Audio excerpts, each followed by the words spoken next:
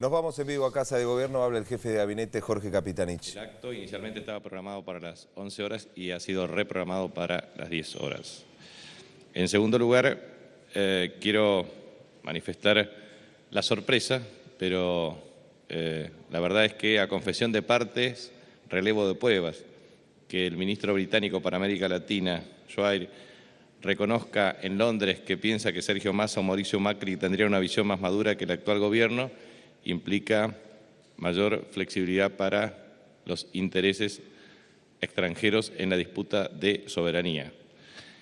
En tercer lugar, consideramos importante que la presencia tanto del ministro Axel Kicillof junto al doctor Carlos Zanini como el titular de YPF, Miguel Galuccio, ha permitido la presentación de los aspectos formales del acuerdo suscripto entre YPF y Repsol, que permitirá un acuerdo de partes a los efectos de ejecutar la ley aprobada oportunamente por el Congreso respecto a la expropiación. Las explicaciones emanadas de los funcionarios han sido muy profunda, directa, y esto permitirá de un modo claro e indubitable un proceso de asociación de capitales, de incremento de la capacidad de financiamiento para lograr un objetivo estratégico para la República Argentina, que es efectivamente el autoabastecimiento energético. Y por último, y brevemente, quisiera efectuar una aclaración respecto al Club de París y su relación con la República Argentina. Efectivamente, el ministro Axel Kicillof, en el mes de enero del corriente año, mantuvo una reunión oficial con el staff ejecutivo del Club de París, con su titular Ramón Fernández, que es el secretario del organismo. En consecuencia, lo que se presentó fueron lineamientos de una propuesta con el objeto de establecer un acuerdo para la amortización de la deuda que tiene la República Argentina. En ese contexto, estos lineamientos fueron analizados entre las partes, o sea, República Argentina y staff ejecutivo. El staff ejecutivo mantuvo reuniones con los distintos países miembros, explicando los alcances de la misma. Los países miembros, a través del staff ejecutivo, remitieron preguntas para que el país pueda responder. Efectivamente, las mismas fueron respondidas. A partir de este instante, quedan como premisas de negociación hacia el futuro una notificación formal por parte de la institución para el inicio del proceso formal de negociaciones. El inicio del proceso formal de negociaciones implica una relación directa y bilateral, además con el staff ejecutivo, con los países miembros. De manera que, por el momento, la República Argentina no ha recibido notificación formal del inicio formal de estas negociaciones. En tanto y en cuanto la República Argentina reciba esa notificación formal, se propiciará las negociaciones correspondientes. ¿Esto qué significa? Significa, primero, discutir los plazos, las condiciones en detalle, los mecanismos de utilización de instrumentos de pago, las condiciones de pagos, el pago inicial, en fin, digamos, son particularidades que determinarán el acuerdo de partes, dadas las características de una negociación compleja de estas características. Por lo tanto, como ustedes saben, toda negociación es ciertamente compleja y implica un acuerdo de partes. Por lo tanto, la confidencialidad de un proceso de negociaciones hasta su publicación tiene que ver con la defensa de los intereses de cada una de las partes para arribar a un acuerdo satisfactorio. Es decir, que el acreedor pueda cobrar y que el deudor pueda pagar en condiciones razonables y satisfactorias a sus intereses. Esto es lo que podemos informar respecto a las negociaciones de la República Argentina con el denominado Club de París. Buenos días, Capitanich. Gabriel Sí. Eiris, Agencia de Noticias Telam. Le quería consultar sobre la situación que se vive en la provincia de Santa Fe. Primero balearon la casa del gobernador, ahora apretaron, amenazaron a 2 funcionarios, uno al ministro de Seguridad. ¿Pero tuvieron algún diálogo ya con el gobernador? ¿Piensan intervenir desde el gobierno nacional de alguna manera? Más allá de que entiendo que la jurisdicción es de la provincia y que le corresponde a la provincia. Efectivamente, hay una competencia específica de la provincia de Santa Fe. Efectivamente, la provincia de Santa Fe ha tenido muchos inconvenientes en esta materia. La ciudad de Rosario lo tiene, primero por el número de homicidios que se observan en forma sistemática, segundo por los parámetros e índices de inseguridad pública, tercero porque efectivamente allí altas autoridades de la policía de la provincia han estado involucrados en causas judiciales y han sido detenidos. Por lo tanto, objetivamente se ha observado connivencia de las fuerzas de seguridad con el narcotráfico, de acuerdo, obviamente, a las acciones judiciales correspondientes. Por tanto, desde el Estado Nacional, aparte de ejecutarse una serie de acciones que tienen que ver desde el escudo norte hasta las acciones desde el punto de vista del combate al narcotráfico desde una perspectiva integral. Yo lo expliqué con detalle en el Senado de la Nación. Esta estrategia tiene 3 elementos sustantivos. Por un lado, el fortalecimiento institucional de Cedronar para optimizar la estrategia de prevención de adicciones. Esto significa que no solamente el consumo de estupefacientes, sino también de alcohol y otro tipo de bienes que obviamente perjudican la salud de cada uno de los argentinos. Allí, a través de la acción del padre Juan Carlos Molina y de las directivas expresas de la Presidenta de la Nación, se propicia desde la construcción de 40 centros de día en todo el país hasta la ampliación de los mecanismos de atención para jóvenes adictos, hasta estrategias de prevención con una actitud de fuerte movilización de carácter social, que implica desde mejorar la infraestructura deportiva hasta hacer un ejercicio pleno de fortalecimiento de la inclusión social educativa y de educación transversal para la prevención de adicciones, hasta mecanismos de participación amplia desde cultos y entidades religiosas y entidades no gubernamentales que trabajan en esta problemática. A su vez también los mecanismos de autorización para el uso de precursores químicos mediante sistemas transparentes y con una adecuada regulación, fiscalización y control. Esto se venía haciendo y se perfecciona a partir de esta administración del padre Molina. En segundo lugar, o sea, por un lado, Cedronar. En segundo lugar, la acción coordinada entre el Ministerio de Seguridad de la Nación, Cedronar y Ministerio de Justicia respecto a el debate asociado a lo que significa la ley de estupefacientes, la ley 23.737, hay una modificatoria que creo que es la ley 26.052 de delitos de menor cuantía que se aplica en la provincia de Buenos Aires y que algunas provincias lo han solicitado. Pero nosotros allí tenemos una acción de carácter judicial, esto es, la justicia federal debe intervenir, la justicia federal está analizándose con el Ministerio de Justicia de la Nación la perspectiva de la creación de secretarías específicas de narcotráfico con toda la logística necesaria y suficiente para fortalecer la acción de carácter judicial. A su vez, nosotros tenemos también una coordinación, por supuesto, con las fuerzas federales y una acción en materia de seguridad pública en la coordinación entre el Ministerio de Defensa y el Ministerio de Seguridad Pública en lo que significa el Escuadrón Norte, la expansión del uso de radares primarios con el objeto de detectar vuelos de carácter ilegal o irregular. Entonces, la acción preventiva tiene que ver con control aéreo.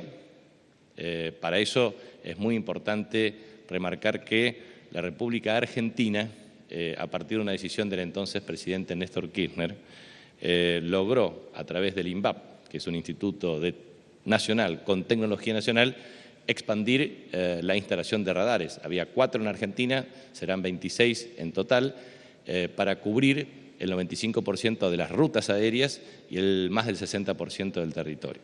Entonces, allí lo que se plantea es desde el control aéreo, también desde el control desde el punto de vista de la circulación fluvial, esto es a través de Prefectura Naval Argentina, también, por supuesto, a través del control fronterizo y de carácter territorial asociada a Gendarmería Nacional. Entonces, las acciones tienen que ver con la coordinación nación-provincias. En segundo lugar, la separación entre la prevención y la acción estrictamente asociada a seguridad. Y en ese contexto es lo que se está planteando. Entonces, la conclusión de esto es que también el Estado Nacional ha firmado un convenio específico con la provincia de Santa Fe a los efectos de generar un apoyo adicional en la lucha contra el narcotráfico. Por lo tanto, lo que quiero decir es que tenemos desde un enfoque de carácter sistémico y estructural para el combate al narcotráfico, segundo, un convenio específico con la provincia de Santa Fe, tercero, obviamente, repudiamos hechos de esta naturaleza, manifestamos nuestra solidaridad con aquellos funcionarios que efectivamente lo han recibido y manifestamos la firme voluntad y convicción de luchar duramente contra el flaqueo del narcotráfico a través de todas sus formas, desde la prevención hasta la acción efectivamente punitiva en la aplicación del delito. Buen día, ministro de la agencia DIN, Cristian Camblor. Consultarlo por el tema del litigio con los fondos buitres y el anuncio de ayer del secretario de Estado norteamericano John Kerry de que Estados Unidos finalmente no va a presentar un escrito en favor de la posición argentina. ¿Esto cómo podría jugar, si puede ser determinante en el fallo final de la Corte de Nueva York? No, nosotros entendemos que esa es una instancia extremadamente compleja. También hay manifestaciones del Fondo Monetario Internacional respecto a lo que significaría violar el principio de la inmunidad soberana y también la interpretación en los tribunales inferiores respecto a la cláusula de pari passu. Obviamente, en un sistema financiero de carácter global, los procesos de negociación que pueden llevar adelante los países en procesos de reestructuración de deuda, objetivamente deben respetar la interpretación fiel de estos principios de pari passu y de inmunidad soberana. Como usted sabe, creo que es la ley 26.017 la que se aprobó en el año 2015 a los efectos de establecer una estrategia que permita la regularización de los bonistas no adheridos al canje. Luego se efectuaron 2 aperturas complementarias que permitió que del total de deuda pública el 93% se hayan presentado. Y en ese contexto ha habido acciones deliberadas por parte de los fondos buitres en los tribunales de New York. Pero hay otros bonistas no adheridos al canje que no se presentaron voluntariamente, pero que tampoco tienen acciones de carácter judicial. En consecuencia, lo que nosotros planteamos claramente es, por un lado, tener un sistema de presentación judicial para cada una de las instancias, respetando objetivamente los principios de la soberanía nacional. Como usted sabe, la República Argentina, a través del Gobierno, debe respetar la Constitución y las leyes que reglamentan su ejercicio. En virtud de ello, el artículo 75, inciso 8 de la Constitución Nacional, establece que el Congreso tiene las atribuciones efectivamente para el arreglo de la deuda exterior e interior de la Nación. En consecuencia, en virtud de esa ley 26.017 y complementarias y sucesivas, es lo que ha permitido el proceso de reestructuración de un modo transparente, a partir del cual los acreedores, de un modo voluntario, han propiciado los procesos de reestructuración. Entonces, lo que quiero transmitir es que la posición argentina es precisamente firme en defensa de sus intereses y, a su vez, las opiniones que puedan manifestar los estados o eventualmente los organismos desde el punto de vista de su concepción como amicus en la causa pueden o no ser determinantes. Pero ahí me parece que queda claro que la posición que ha manifestado también Estados Unidos en la causa respecto a inmunidad soberana ha permitido respetar la posición argentina. Y a su vez también lo que quiero transmitir es que el pueblo argentino debe saber que el proceso de reestructuración de deuda que inició el presidente Néstor Kirchner y que sostuvo con firmeza la presidenta Cristina Fernández de Kirchner, le ha permitido ahorrar a la República Argentina, según cómo uno tome tasa de descuento, entre 75.000 y 81.000 millones de dólares, que son inversiones que se realizaron en puentes, carreteras, rutas, escuelas, hospitales, inclusión social, educativa, seguridad social, haber jubilatorio, salario mínimo, trabajo y trabajadores, desarrollo industrial. En definitiva, el pueblo argentino sabe que tanto Néstor Kirchner como Cristina Fernández de Kirchner han generado un proceso de liderazgo para que la reestructuración sea satisfactoria a los intereses de la República Argentina y que, en definitiva, lo que se le propuso a los acreedores externos fue efectivamente una propuesta cumplible.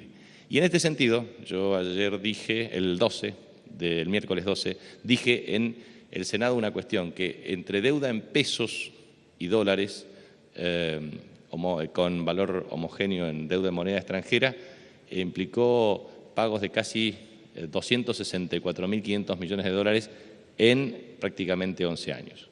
Entonces, la deuda pública en la República Argentina no solamente bajó drásticamente en términos de Producto Interno Bruto, del 160% estimativamente al 42,5%, pero esta deuda, de acuerdo al tipo de cambio, puede oscilar entre 8,8 o casi 12 puntos del PIB en términos de deuda externa directa. O sea, hemos tenido la capacidad de generar condiciones de negociación para reducir la deuda en términos de producto, reducir sustancialmente los servicios de capital e intereses de deuda por año y generar las mejores condiciones para el crecimiento de la actividad económica. Si Argentina no hubiese aplicado esa política, definitivamente no hubiésemos podido crear ni 6 millones de puestos de trabajo, ni incluir a 2,5 millones de jubilados que estaban excluidos, ni poder tener asignación universal por hijo por casi 3,5 a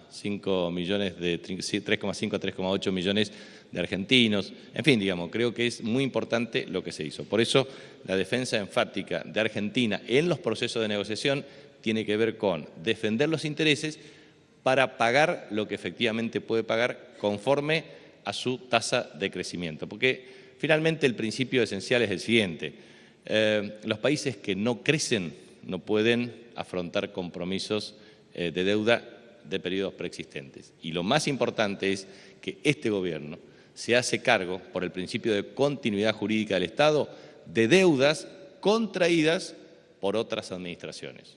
Entonces, creo que es muy importante saldar la deuda social como se está haciendo y en ese contexto también resolver los problemas de deuda financiera. Buen día, ministro. Eugenio Payet, LU2 Radio Bahía Blanca.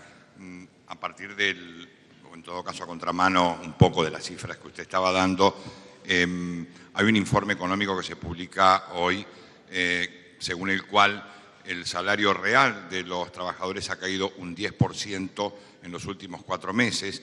No es un informe económico de la oposición, es del estudio de Miguel Bain, a quien, sabe usted, la presidenta Cristina Fernández ha elogiado públicamente. Y si me permite, un dato que se condice en todo caso con lo que pasa con la jubilación. Los jubilados van a cobrar a fin de mes el 11% después de 6 meses de congelamiento, con una inflación promedio, según el propio gobierno ahora, del 3,5%. Mire, mi posición al respecto es la siguiente. Muchas veces los análisis económicos tienden solamente a ver una foto en un instante dado y no observar la película. Si uno toma desde el año 2003 hasta el año 2013 una serie estadística de tiempo, podrá sacar las siguientes conclusiones. Primera conclusión es que se incrementaron la generación de puestos de trabajo en 6 millones. Segunda información, la tasa de desempleo bajó de casi el 25%, de acuerdo al trimestre o mes que se tome, al 6,4%, la menor de la serie estadística. Tercero, el poder adquisitivo del salario, tomando el índice de precio al consumidor más opositor, el más ferviente, fanático, enfervorizado opositor, tiene proceso de recuperación de acuerdo a los convenios colectivos de trabajo. De 200 pasaron a 1.500 y ahí uno observa recuperación desde el 150% hasta promedios del 71 al 73%. O sea, cuando hablo de recuperación del poder adquisitivo del salario, estoy tomando aumento en la capacidad de compra del salario, deflactando por el peor índice de precios. Por lo tanto, lo que se observa en los últimos meses, efectivamente, tiene que ver con la vigencia de salarios en paritarias en forma preexistente y el proceso de negociación en otras paritarias. Lo que nadie dice, y lo que se está corroborando claramente, es el comportamiento de semana tras semana en indicadores parciales. Ejemplo, última semana de febrero, los primeros 15 días del marzo, es decir, un mecanismo de estabilidad de precios como consecuencia de la estabilidad cambiaria, como consecuencia de la política monetaria. El diseño del plan económico, en términos de política cambiaria, monetaria, fiscal y de ingresos, permite observar una perspectiva de recuperación en el proceso de crecimiento de la economía a los efectos de no solamente sostener el empleo, sino que se pretende reducir el empleo informal y generar nuevas oportunidades. Y en ese contexto se están dando estas perspectivas. Por lo tanto, lo que quiero transmitir es, por un lado, desde la oposición se sigue manipulando indicadores. Uno observa algunos indicadores que son presentados por los partidos de la oposición que carecen de rigurosidad científica y metodológica. Yo ayer, el día 12, hacía referencia en el informe del Senado respecto a las características del IPC urbano. ¿Por qué? Por una razón muy sencilla, por el número de canastas que integra, por el número de productos que integra, por las variedades de los mismos, por el número de recopilación de datos. Entonces, obviamente es una muestra extendida de carácter global, con el número muy amplio de indicadores. Por eso, esto tiene que ver con lo siguiente. Se anuncia un índice de la ciudad, muchos analistas empiezan a azuzar con el índice del mes de febrero y generan o pretenden generar expectativas alcistas en el sistema de precios y después empiezan a hablar de la inviabilidad de los procesos de la política cambiaria aplicada y así sucesivamente, para instalar permanentemente condiciones de inestabilidad macroeconómica. Entonces, yo creo que es muy importante sacar la siguiente conclusión. Primero, el índice de precios nuevo se anunciará el próximo 17 de marzo, tal cual lo tiene previsto. Segundo, los procesos de negociación de carácter salarial se están ejecutando conforme a los vencimientos de las negociaciones preexistentes. Tercero, el poder adquisitivo del salario real aumentó drásticamente en los últimos años como consecuencia de la negociación de política salarial de incremento de la actividad económica. ¿Y sabe por qué puede incrementarse el salario? Primero, el salario público se ha incrementado desde docentes, estatales, etcétera, por una razón muy sencilla, porque la actividad económica creció y porque eso permitió más recaudación.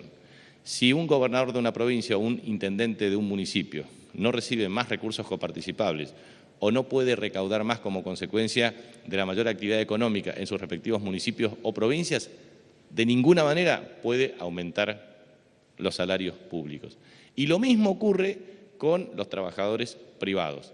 Si una empresa no vende y esa empresa a su vez no cobra y a su vez no genera ingresos y rentabilidad, tampoco puede aumentar salarios. Por lo tanto, los argentinos tenemos que entender que en un mundo complejo, en donde no existe una apertura indiscriminada a nuestros productos, sino muchas veces múltiples restricciones, tenemos que trabajar todos juntos en promover más inversión pública, como lo hacemos, más inversión privada, como lo tienen que hacer los empresarios, reinvirtiendo utilidades y no generando abusos en la fijación de precios, logrando también que los trabajadores y empresarios se pongan de acuerdo para invertir más, trabajar más y mejor, y generar las condiciones también para que el Estado aplique todas las medidas necesarias para generar una atmósfera adecuada para aumentar exportaciones, inversiones y sostener el consumo y el empleo.